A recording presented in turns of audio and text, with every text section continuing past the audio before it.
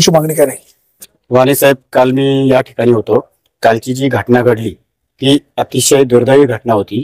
कारण हातात आलेला मुलगा, या कुटुंबातील एकुलता एक मुलगा, हातातून म्हणजे अपघात झाला त्याचा. काल तो समोर दिसतोय, तो हा पुढे समोर तुम्हाला डीजे दिसतोय.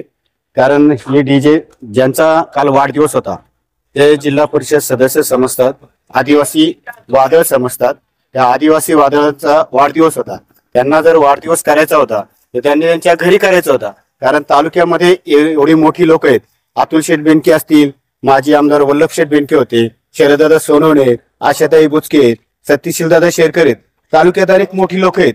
पण यांनी असं कधी वाढदिवस मिरवणूक काढून काढला नाही.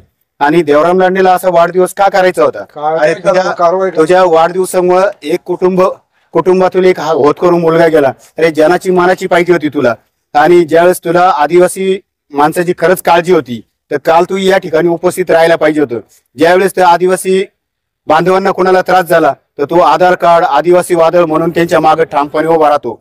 आणि जर काही झालं तर पोलीस स्टेशन डोक्यावर घेतो, सगळ्यांना घोडे लावून मोकळा होतो. मग काल तू त्या कुटुंबाला का आला नाही, सांत्वन करायला का आला नाही? ती ढासाढासा रडत होती, डोळ्याने पाहिलं, त्यांची अवस्था पावत नव्हती. आणि तू आज रोजी VIP ट्रीटमेंट घेतोय. अरे काय झालं? तू ड्रामा करतोय, तू स्टंटबाजी करतोय. तुला स्टंटबाजी करण्यातच तुझे, आम्ही जिल्हा परिषद पासून तुम्हाला ओळखतोय मी.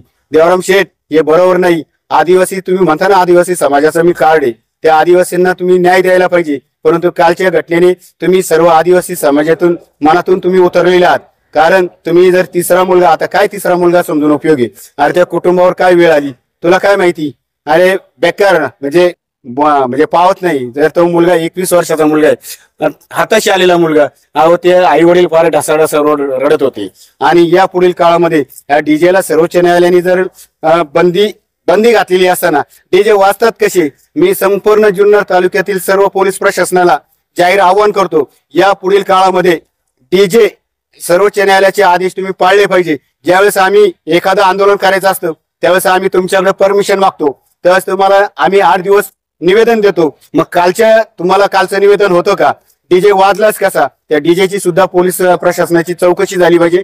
पोलिसांनी त्यावर पण जे आयोजक, डीजे मालक आणि जे कोणी डीजे आणला त्यांच्यावर सर्वांवर कारवाई झाली पाहिजे. आणि यांना मनुष्यवधाचा गुन्हा दाखल होऊन यांच्यावर कारवाई व्हायला पाहिजे आणि त्या कुटुंबाला न्याय मिळाला पाहिजे.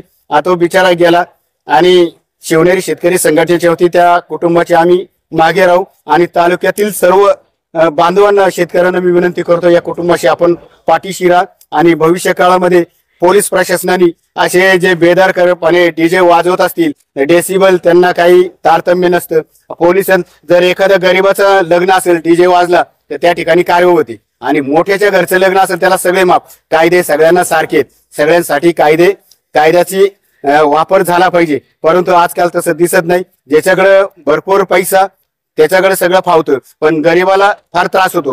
हे झालं नाही पाहिजे. यापुढे आम्ही खपून घेणार नाही. आणि पोलीस प्रशासनाला पण मी विनंती करतो, या पुढील काळामध्ये डीजे वाजवताना, डीजेला परवानगी देताना आपण, आणि पहिली गोष्ट म्हणजे RTOची परवानगीच नाहीये या गाड्यांना डीजेला. डीजे फिरतात कशी हे पोलिसांनी ताब्यात घ्यायला पाहिजे. असे जे गाडीवर डीजे वाजतात यांच्यावर कारवाई करून.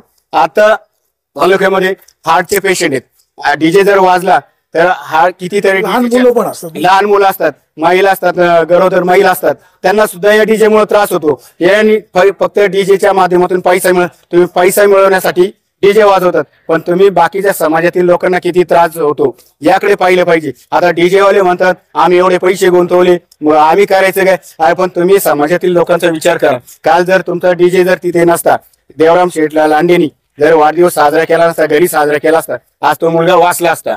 आज त्या म्हणजे घरी साजरा करा तुम्ही वाढदिवस. तालुक्यात एवढे मोठमोठे लोक पडले, ते असे मिरवणूक काढत नाही वाढदिवसाचे. आणि मग स्टँडबाजी म्हणून निवडणुका डोळ्यासमोर ठेवून मिरवणुका काढतात. गेले लोक, काय उपयोग आहे त्याला? म्हणून पुन्हा एकदा मी जे आहेत त्यांना स्टंटबाजी करते, त्यांनी आपापल्या घरी करा, समाजाला त्रास होणार नाही या दृष्टीने आपण आपली कामं करा. अतिशय दुर्दैवी आहे, देवराम लांडे यांच्या वाढदिवसानिमित्ताने जो काही डीजेचं मिरवणूक झाली, तिथे जे काय घडलं ते सगळ्यांनी पाहिलेलं आहे. देवराम लांडे, त्यांचा मुलगा अमोल लांडे, तो डीजे चालक, डीजे मालक यांच्यावर गुन्हा दाखल झालेला आहे. सदरक्षणाय खलनिग्रहणाय हे पोलीस दलाचं ब्रीदवाक्य आहे. त्याच्याप्रमाणे अंमलबजावणी होते का असा प्रश्न आहे. जर डीजेला बंदी आहे तर तो डीजे जुन्नर मध्ये येतो कसा, वाचतो कसा, हे सुद्धा शोधणं गरजेचं आहे. ह्या प्रकरणाचा सखोल चौकशी व्हावी. देवराम लांडे, अमोल लांडे किंवा त्यांच्यावर जी काही कायदेशीर कारवाई होईल ती होईल. परंतु आदित्य काळे आज जीवानिशी गेला, त्यांचं कुटुंब उद्ध्वस्त झालं, 4 जणांची प्रकृती सुद्धा, त्यामुळं त्यांचे सुद्धा अपघात झालेला आहे. त्या गावावर शोककळा पसरलेली आहे. पोलीस प्रशासन योग्य कारवाई करील आणि या प्रकरणाचा स्वतंत्र अधिकारी नेमून तपास व्हावा अशा प्रकारची मागणी आहे. देवराम लांडे, आपण आजवर जनतेची खूप सेवा करत आलात. आपण असं म्हणालात की तो माझा 3रा मुलगा आहे. आता 3रा मुलगा आहे असं म्हणताय तर ते कुटुंब उघड्यावर पडले. त्या कुटुंबाला साथ द्या, समाजाला दाखवून द्या. नाही तर त्या कुटुंबाच्या पाठीशी उभं राहिलो असं झालं नाही तर भविष्य काळामध्ये तुम्हाला समाज माफ करणार नाही. सुरेश वाणी, विघ्न टाइम्स, जुन्नर.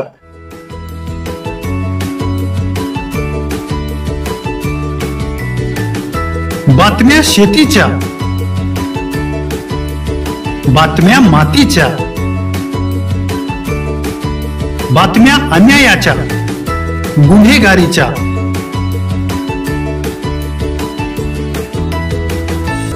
राजकारणाच्या आणि समाजकारणाच्या,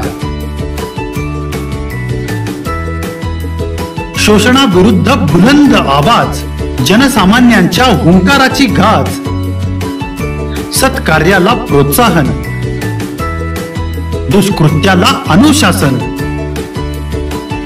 निर्भीड, निस्पृह, सडेतोड, बेधडक आणि रोखटोक म्हणजेच विघ्नहर टाइम्स. शोध बातमीचा, ध्यास सत्याचा. आपलं चॅनल, आपली बातमी. सबस्क्राईब तर कराच, पण बेल आयकॉनवर क्लिक करायलाही विसरू नका.